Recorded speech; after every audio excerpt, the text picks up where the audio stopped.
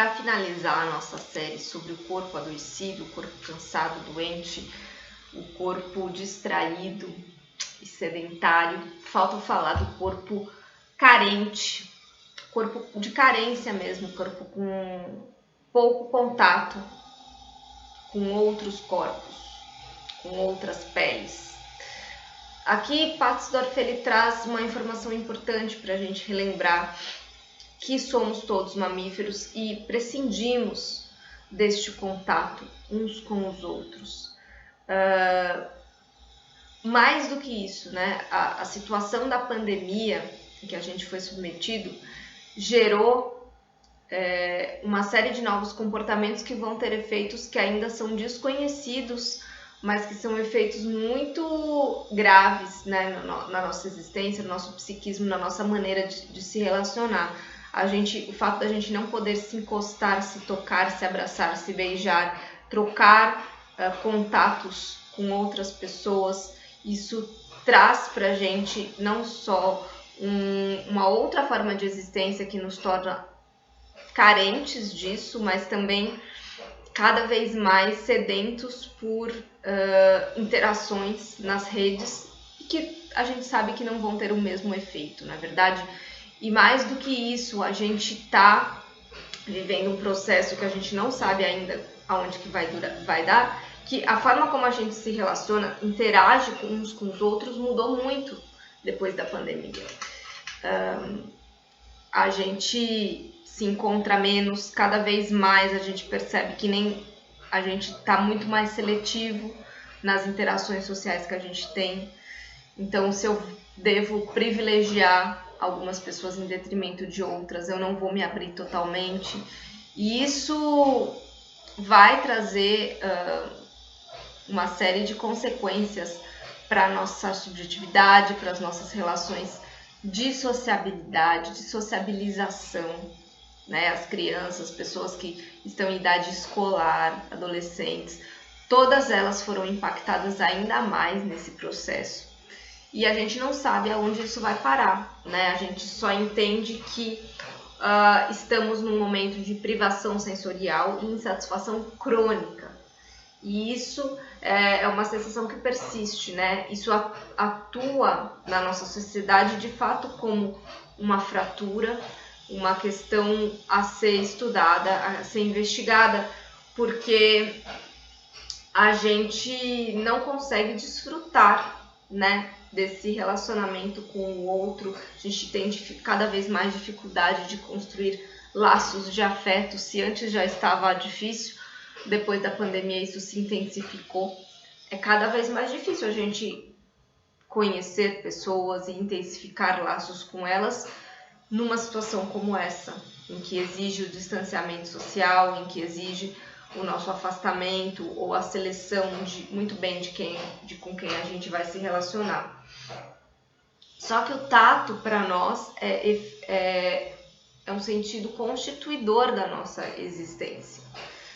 A gente precisa exercitar o toque, exercitar o tato, a gente precisa deixar um pouco de lado a centralidade das falas, a centralidade da comunicação verbal, da palavra, e dar espaço para outras formas de interação que não são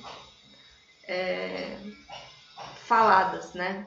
Podem ser vistas, olhadas, né? Aliás, com a máscara, o uso de máscara, isso ainda fica mais complicado ainda, porque a gente cobre essa parte do rosto, então a gente só tem os nossos olhos para se expressar, né? E nem sempre a gente consegue se expressar totalmente através dos olhos.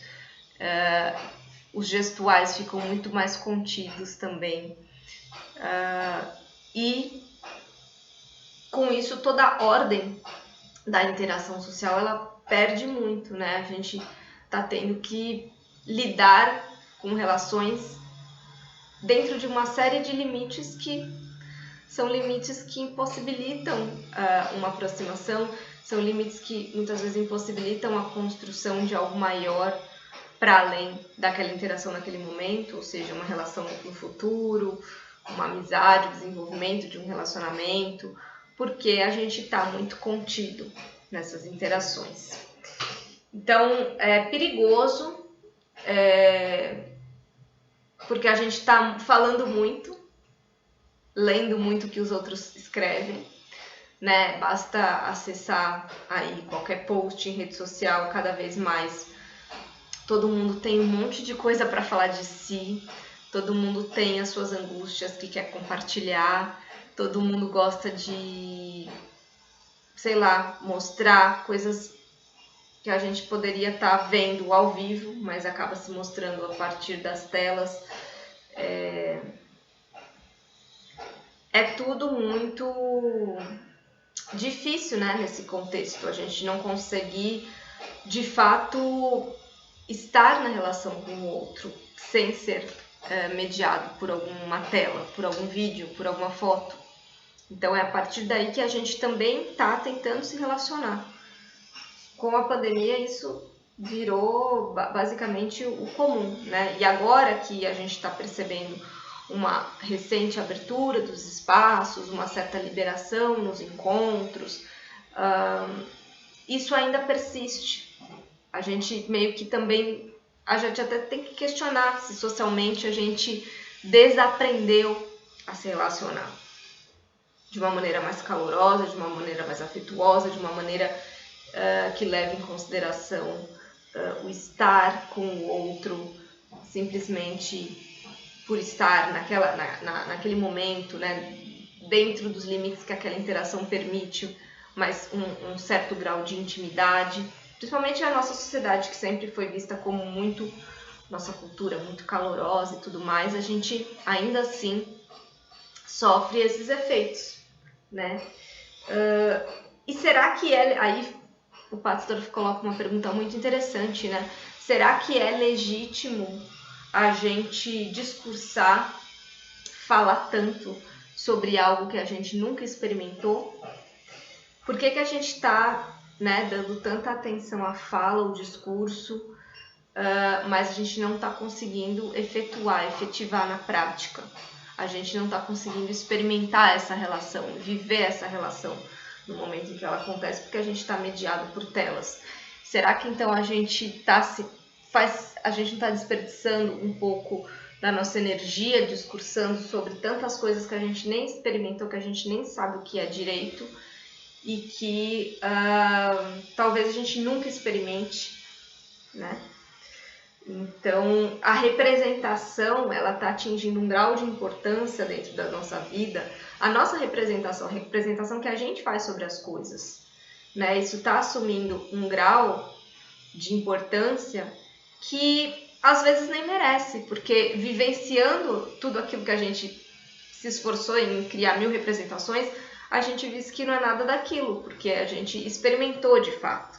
E aí sim a gente poderia discursar sobre aquilo de uma maneira com maior propriedade e até mais natural. Não, a gente está fazendo um outro movimento, a gente está, antes da experiência, a gente está criando uma série de minhocas e teorias e elucubrações sobre as coisas, sobre nós mesmos, sobre os outros, sobre as nossas relações, porque a gente não está conseguindo vivê-las, né? Até que ponto isso é saudável? Até que ponto isso é legítimo? E até que ponto a gente também não está deixando de viver na esfera pública? A gente não está abandonando a vida pública em detrimento de uma vida virtual, né? Uma vida apenas pela e através da tela. Até que ponto a gente também não está abandonando a importância do tato, do toque, do olfato, da interação com o outro, em detrimento de interações muito mais mediadas por telas. Então a gente também tem que tomar muito cuidado, porque senão a tendência é que uma série de elementos que são constitutivos do nosso existir social, do nosso relacionar-se, eles estarão muito prejudicados. E a gente não sabe ainda os efeitos disso no futuro.